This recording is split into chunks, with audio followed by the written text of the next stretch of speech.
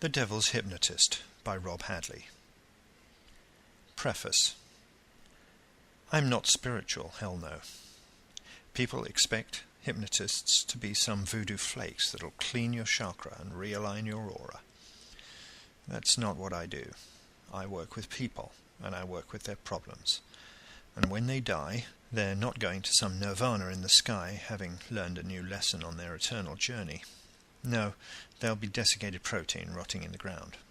Or maybe in addition to the global carbon footprint if they get cremated. Death is a great leveler in that respect. I just use hypnosis and clean up the mess in their heads. And sometimes that's a hell of a mess. I mean, this isn't a job for a beat-up old vacuum cleaner. No, this is going to need the Dyson Super Turbo model, complete with injectors and boosters. This is going to take stuff we don't even know how to explain, but it works. Welcome to the cleanup crew. Chapter 1. Hypnosis has been with us forever. If you go back to a distant period in northern Kenya, in the beautiful and remote Samburu district, long before the first beer truck drove up from Nairobi laden with Tusker, there were drums beating. The hypnotic sound floating across the primitive landscape, the pulsating bodies dancing, and the flickering flames of a fire into which early human eyes stared. Those sounds and sights carried our ancestors on voyages of the mind long before they built their first canoe.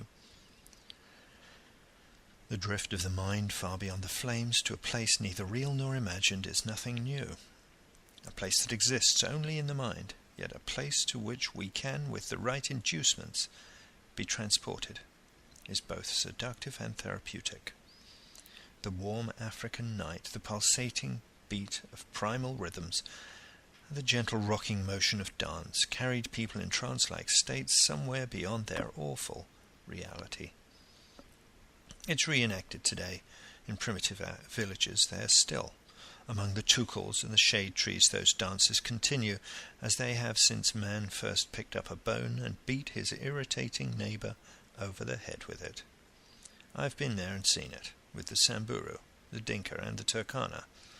It's also reenacted at raves, at nightclubs, and on our iPods, as we commute to work.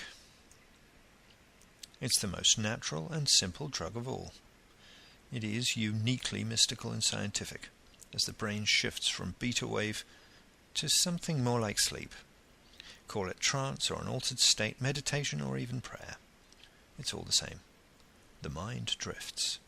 It becomes suggestible. It can then be moulded and formed to a new, healthy condition. And it's only in the last 100 years that we've really been able to bring this quality to a valuable and useful application. With the advent of better information and the careful practice of modern hypnosis, we've been able to bring this craft to a new and noble position. Now, with the diligent application of an experienced practitioner, we are able to apply these skills in a productive way. And that's why we use them to get people up on stage and lead them to believe that they're giving birth to a small kangaroo, which they then go on to name after the Prime Minister of Canada. It's also good to get them to call all their friends on their cell phones and announce the birth. There's a coffee shop on the corner on my way to work that serves the best coffee you can find in Vancouver. They actually roast it in the back of the store every morning at 5:30, and the smell greets me when I walk to the office early. The phrase "wake up and smell the coffee" has never been more apt. Over an early morning coffee, my friend Liz said to me, "So where do the ethical boundaries lie?" Liz is like an adopted sister for me. I never had a sister, so I adopted her. It's an arrangement that works well for us. "What do you mean?" I replied. "I'm a bit hazy on this whole ethics thing." It was not really something that comes up very often. Usually the lines between right and wrong are fairly clearly drawn.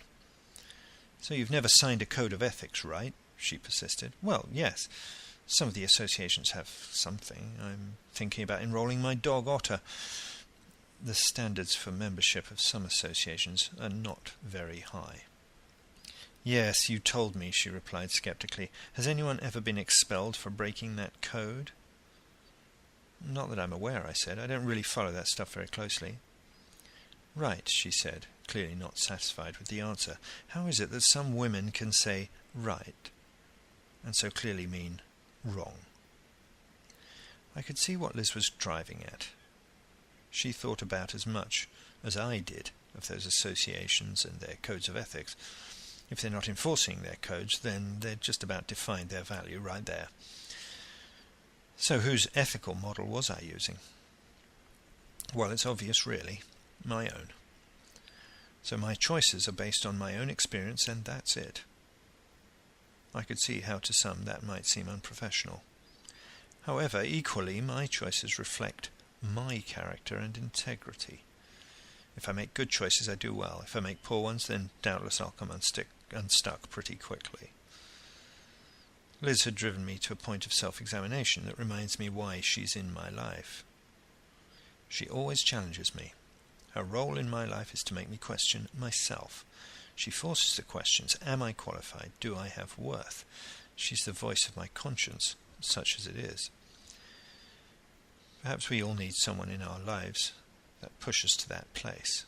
It's not a comfortable place, but nonetheless one we need to explore. The answers are important. Over coffee I thought about the question, am I qualified? People outside were moving up and down the street towards their jobs. 43% of the workforce in Canada have degrees of one form or another. And myself? Well, I got expelled from my British boarding school at the age of 16 and left home the following day, and sadly no, there's no degree for 16-year-old reprobates.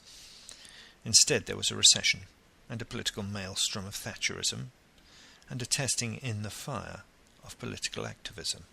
What I lacked in academic achievement I more than made up for in political conviction.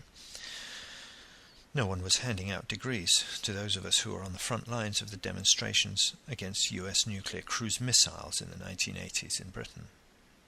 No one handed out academic awards to those of us campaigning against whaling or environmental destruction of the North Sea. No one handed out gowns to those of us on the front lines during the Broadwater Farm riots. Instead, they handed out prison terms. Our boots shone not with pride, but with conviction. We used them too. There's nothing quite like the British private school system to create a committed, single-minded psychopath activist. A crest and a tie, and this is how you make a Molotov cocktail. Whether you're building an empire or breaking one, the British private school is a good place to find your foot soldiers. Later it was journalism, Associated Press, first London and then Africa, war in Chad, Liberia and the Gulf. The blade got sharpened in the heat of the Horn of Africa, where the sun beat down like a hammer on an anvil. Somalia, the Sudan, then Rwanda, Mozambique and others besides, until the biggest story of them all, South Africa. The Bang Bang Club, the struggle. No academic incremental credits, but occasional detention, beatings, and a good number of episodes of absolute fear. The blade gained its final edge when I worked for the UN in Sudan. The moral and ethical dilemmas there were measured not with debate results, but with bodies buried and lives lost or saved. The ultimate measure lies not in certification, but in blood. So, no academic validation, but what instead? The validation of practical commitment, the testing in the fire. And it was a raging fire. So am I qualified? You bet your life I am. At least more so than the German Minister of Defence. This very morning he resigned for irregularities discovered in his doctoral thesis. Apparently no less than 70% of it was copied from other people's work. Well, if that's anything to go by, I think I'll stick with my qualifications. I'll go with being honest and working hard. I walked to the office that morning with an air of jingoistic justification. Moments of self-doubt are okay. I like the fact that Liz provoked me.